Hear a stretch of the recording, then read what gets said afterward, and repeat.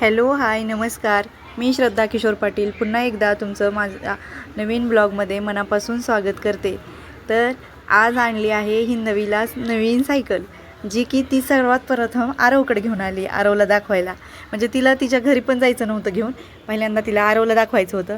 तिच्या मम्मीला तिच्या माऊला ती म्हणत होती मला आरवला दाखवायची सगळ्यात पहिले सायकल म्हणून. आणि तिला नवीन सायकल आली. मग आरव पण पाहायला लागला. आरव तर असं समजायला लागला की ती सगळ्यात मोठा आहे. तिला सांगत होता या कंपनीची हे असं असतं, मी तुला शिकवतो, असं तसं त्या दोघांचं डिस्कशन चालू होतं. मग त्याच्यानंतर मी त्यांचा व्हिडिओ घेतला दोघांचा. तर कसं असतं ना, लहानपण किती छान आहे बघा ना. असं आपल्याला पण असं लहानपण आपण असं जगलो आहे का कधी? लहानपणीतल्या त्या आठवणी, म्हणजे लहानपण असं जगता आलं पाहिजे. आपल्या माणसाच्या आपण म्हणजे लहानपणी किती निस्वार्थ असतो. स्वतःच्या अगोदर आपण मित्रमैत्रिणींचा विचार करतो, नंतर सगळ्या गोष्टी होत असतात. मग हिंदवीची सायकल पाहिल्यानंतर आरव पण आला नंतर, आणि मग ती मला दाखवत होती, काकू बघा कशी चालते माझी सायकल, असं तसं. तिला पण येते छान सायकल. मग ती चालवू लागली. जरा नवीन असल्यामुळं जड जाते तिला चालवायला, पण एकदम प्रिन्सेससारखी दिसते हिंदवी. एकदम गोड छान. अशी तर ती आहेच गोड, पण आणखीन त्या सायकलमुळं तिला एकदम परफेक्ट सूट होती तिच्या सायकलला. आणि मी तिचा व्हिडिओ घेत होती, तर तिचं चालू होतं इकडं बघत बघत चालवणं. त्याच्यानंतर तिला किती सायकल खेळावं किती नाही झालं होतं, कारण नवीन मुलांना किती एक्साइटमेंट असते ना, सायकल आणली, मला सायकल आणली, किंवा मी हे करायचं मला सायकलबद्दल. मग त्याच्यानंतर ती आरवला म्हणत होती मी तुला डबल सीट घेते, म्हणजे मी घेते तुला, मी चालवते तुला समोर घेऊन. पण नंतर आरवने तिला म्हणजे पाठीमागं बसवून, ती पाठीमागं बसली, आरवने तिला घेतली सायकलवरती. म्हणजे सायकल दोघांनी मिळून असं केलं. म्हणजे ती लहानपणी वेगळंच असतं, लहानपणीचं असतं ना. म्हणून तर तुकाराम महाराज म्हणायचे, लहानपण देगा देवा मुंगी साखरेचा रवा.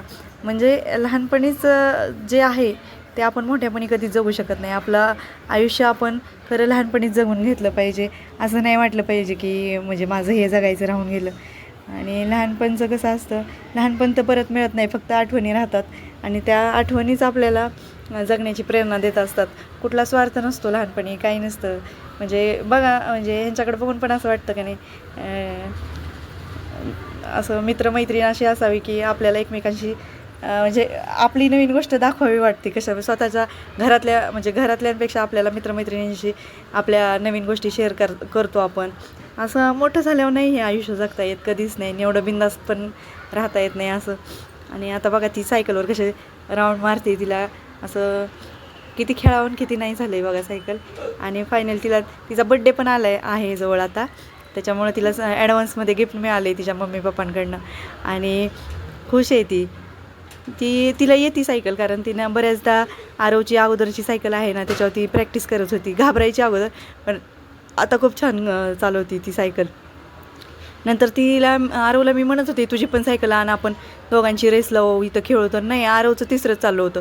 आरवला जायचं होतं गार्डनला बॅडमिंटन खेळायला. आता त्याचं नवीन चालू आहे की गार्डनमध्ये त्याचे दुसरे मित्र येतात, तर तिथं जाऊन त्याला हे खेळायचं होतं, बॅडमिंटन खेळायचं होतं. सायकल आण म्हटलं तर घरातनं काही सायकल आणायला तयार नाही. आणि चालला बघा तो आता गार्डनला गेला, पप्पांना घेऊन गेला. आणखी रोज तो मला घेऊन जातो, आणि मला घेऊन जातो वरून काय म्हणतो, जोपर्यंत त्याचे मित्र येत नाही तोपर्यंत माझ्यासोबत खेळतो.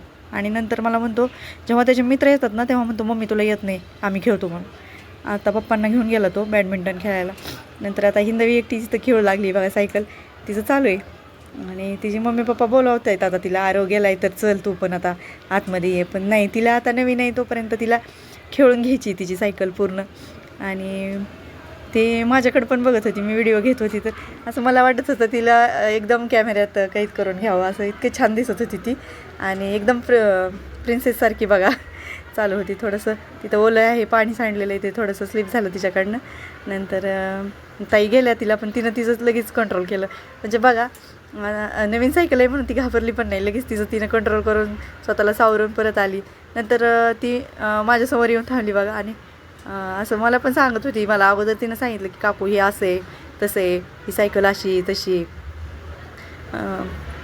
मग चालू होतं तिचं वरती, तिच्या दिदी आहेत वरून बोलत आहेत तिला, त्यांच्यासमोर बोलणं. त्या म्हणत होत्या आता बास झालं ये म्हणून, पण नाही, तिला खेळायची होती सायकल खूप. आणि कसं आहे, खेळ हा म्हणजे हे बालपण परत नाही आहे. म्हणून बालपणासारखं जीवन जगता आलं पाहिजे. ह्या आठवणी आपल्याला साठवता आल्या पाहिजे. कारण जेव्हा जेव्हा आपल्याला परत लहान होता येत नाही, मोठं होता येतं पण लहान होता येत नाही.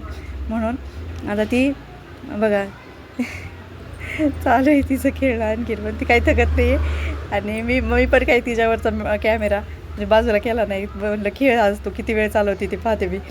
आणि असा हा आनंद बघा ना, हा आनंद फक्त लहानपणी आपल्या चेहऱ्यावर राहतो. आपल्याला पाहिजे ती गोष्ट मिळाली की आपण खुश असतो. आपल्याला बाकी काही माहीत नसते. तसं मोठं झाल्यावर असं काही नाही.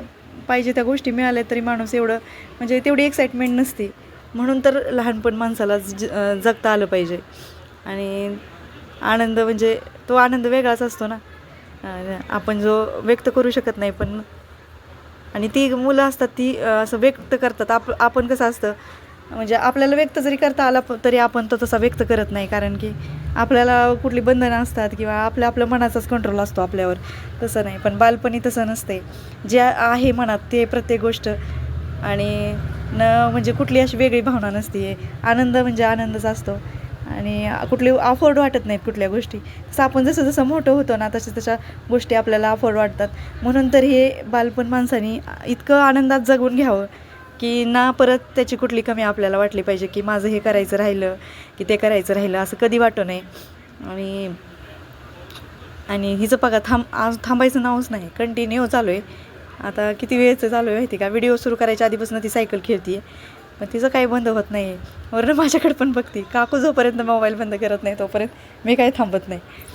तसं मी पण तिला म्हणले 1-2दा बास करते आता जातो, तर नाही चालू आहे तिचं. आणि बघा